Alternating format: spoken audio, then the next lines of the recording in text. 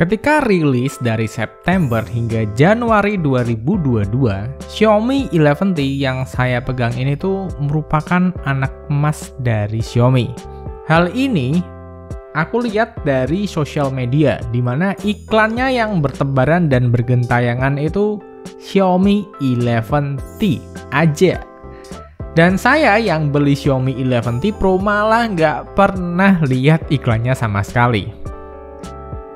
Xiaomi 11T yang aku sebut sebagai anak emas dari Xiaomi ini dijual dengan harga 5.999. Di awal pembeliannya kalian masih dapat voucher 500.000 yang bisa kalian gunakan ketika berbelanja ekosistem sebesar 1 juta. Lalu di bulan Desember bonusnya berubah menjadi Mi Band 5 yang bisa kalian dapat secara cuma-cuma ketika meminang Xiaomi 11T. Dan kalian tuh bisa upgrade bonusnya ke Mi Band 6 dengan nambah 99.000 doang. Dan di bulan Januari 2022 bonusnya tuh berubah lagi ya menjadi Redmi Buds 3 Lite. Nah, nggak tahu nih di bulan Februari dan seterusnya masih ada bonus atau udah berubah lagi. Nah, secara bonus memang sih nominalnya mengecil dari bulan ke bulan, tapi tetap patut berucap terima kasih sama Xiaomi karena spek HP ini tuh bukan sembarangan, tapi kita masih dikasih bonus macem-macem. Dari box pembelian, kalian tuh bisa lihat kelengkapannya lengkap. Ada charger 67 watt, kabel Type-C to Type-A berwarna putih, terus SIM ejector, jelly case bening, kitab-kitab, dan ucapan selamat datang dari Koh Alvinse. Yang kurang di sini adalah dongle jack 3,5 to Type-C. Jadi kalian tuh wajib punya TWS atau dongle converter sendiri karena HP ini tuh nggak ada lubang jack 3,5. Dan untuk seri Xiaomi 11T, kalian tuh nggak dapat dongle jack di semua serinya ya, mau yang Pro ataupun yang reguler. Secara desain, Xiaomi 11T ini sih bagus ya, aman, manis, kalem.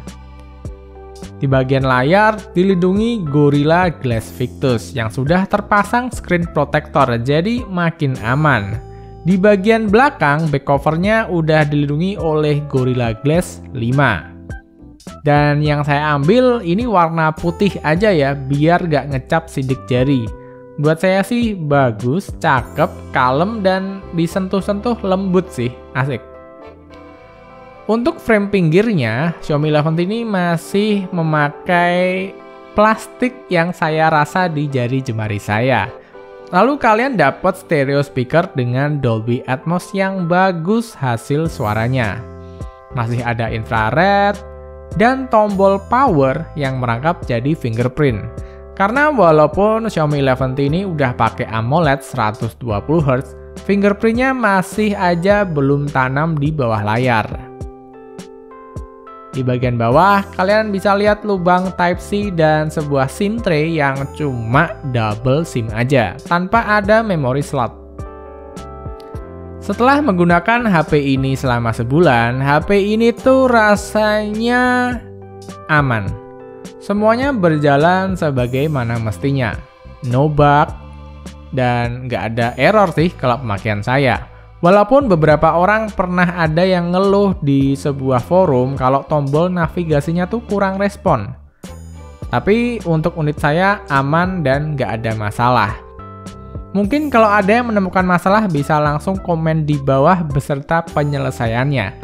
Karena cuma masalah software aja.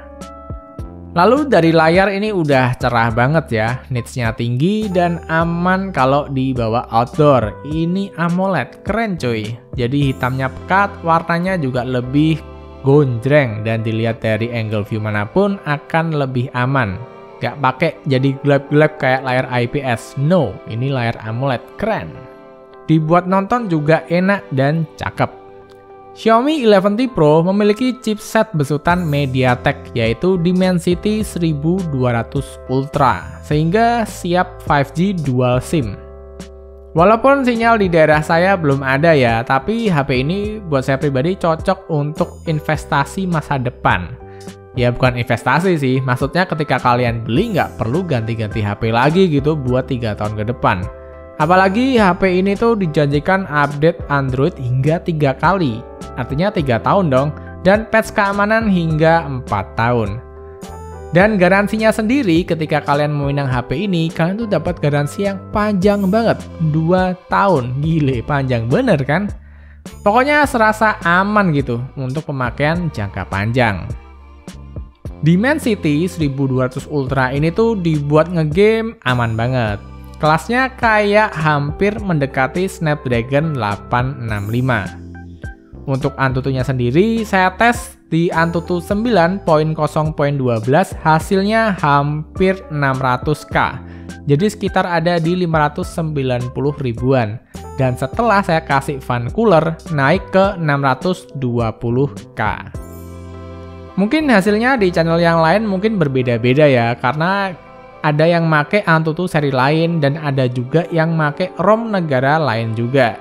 Tapi kasarannya seperti ini ya, angka Antutu skornya, dan terbilang bagus kok, jadi no need to worry tentang masalah performa. Dibuat main PUBG, asik. Settingannya tuh ada 90 fps di settingan smooth, sisanya ya serba ultra aja. Waktu bermain selama 30 menit, baterai cuma berkurang 9% aja di smooth 90 fps.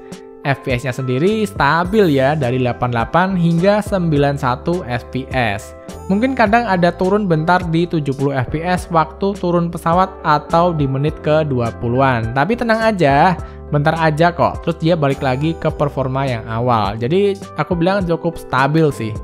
Apalagi dengan bodi kaca, pendinginan HP ini tuh lebih maksimal waktu kalian main di ruangan ber-AC atau memakai fan cooler. Mobile Legends Bang Bang 120 fps settingan high, aman banget, dilibas tanpa masalah, nggak pakai ngedrop ke 60 fps, nggak kayak Poco X3 GT yang kemarin waktu aku tes ngedrop ke 60 fps setelah baterainya tembus di atas 43 derajat Celcius. Dan untuk Xiaomi 11T main 10 menit cuma berkurang 5% aja baterainya. Untuk Genshin Impact juga aman kok, main di settingan high 60 fps, FPS-nya dapat di kisaran 30 hingga 50 fps. Jadi naik turun ya, dan ini wajar banget karena ini tuh game berat. Cuma kalau kalian bisa jaga suhu HP ini, hasilnya bisa digas lebih tinggi lagi dan lebih stabil. Untuk sektor kamera, gimana hasilnya? Hasilnya, kamera Xiaomi 11T terbilang cukup baik, cukup bagus. Tapi kalau saya dipaksa harus nyari-nyari kesalahannya, jujur Li, saya tuh agak greget aja gitu, karena hasil kamera belakang dari Xiaomi 11T bisa mirip banget dengan Poco X3 GT yang harganya lebih murah 1 jutaan. Lalu untuk kamera depan di Xiaomi 11T kadang juga terlihat pucat ya. Dan kamera depannya tuh mentoknya di 1080 30 fps aja. Nggak kayak seri Pro-nya bisa sampai 60 fps stabil. Dan untuk kamera belakang juga mentok di 4K 30 fps. Nggak ada 4K 60 fps atau 8K. Dan untuk kamera ultrawide mentok aja di 1080 30 fps aja. Kali ini sama dengan seri Pro-nya. Xiaomi 11T lebih aman saya rekomendasikan daripada Xiaomi 11T Pro. Lah, kok bisa bang? Kan seri Pro lebih bagus. Secara kamera, memang sih Xiaomi 11T Pro ini tuh bagus untuk kameranya. Rekaman video juga resolusi hingga 8K, mantep. Cuma masalahnya sektor gamingnya tuh parah banget. Panas, frame drop. Mobile Legends aja bisa kena frame drop kalau udah panas. Ya walaupun sebetulnya nggak panas-panas amat sih di tangan. Cuma ya throttle-nya tuh cepet banget. Performanya langsung cepet-cepet diturunin buat jaga temperatur suhu. Ya maklum ya, ini kan Snapdragon 888 yang buat saya pribadi ini termasuk chipset yang bermasalah. Untuk performa, memang sih saya tuh merasa kayak Dimensity 1200 Ultra yang ada di Xiaomi 11T.